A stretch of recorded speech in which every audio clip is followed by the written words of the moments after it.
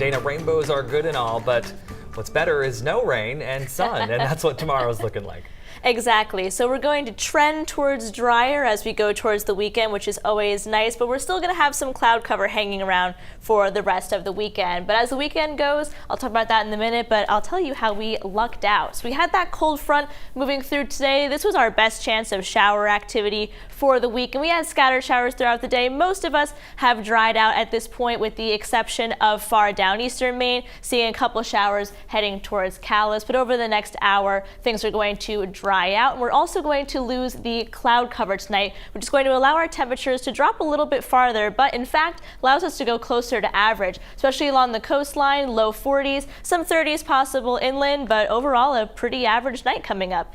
Now, we're going to be trending cooler over the next couple of days as we look into the weekend and the early next week. Highs only topping out in the upper 50s, so we're going to get that kind of cool air coming in from some northwesterly flow. Now, I also want to point out that tomorrow is going to be a bit on the breezy side. These are some future wind gusts for tomorrow afternoon. Could be seeing wind gusts between 25 to 30 miles per hour, so that's just something to keep in mind. If you have any loose furniture or Halloween decorations, you may just want to check to make sure they're all tied down.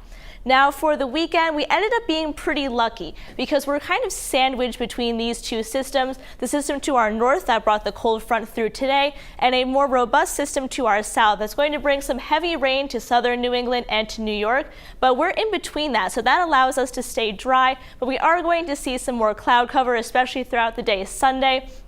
And once this system moves offshore, we start to get that northerly flow, which can cause a couple of scattered showers to pop up, but most of us are going to remain dry as we go into early next week. So now I mentioned we're going to lose some of that cloud cover tonight, which ends up making us have a pretty nice day for Friday. The mountains are going to hold on to some of those clouds though, so mostly cloudy for the mountains and northern Maine. And then as we get into Friday afternoon, might have a few showers pop up in down east Maine, but again, a lot of us are going to remain dry for tomorrow. And as we go into the weekend, Saturday ends up looking like a pretty nice fall day. Once again, we're going to have that cloud cover to the north, but the coast is going to see plenty of sunshine throughout the day tomorrow, and then Sunday is where we're going to see some more of that cloud cover.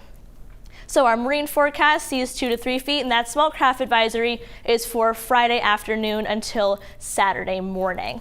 So here's our 7-day forecast.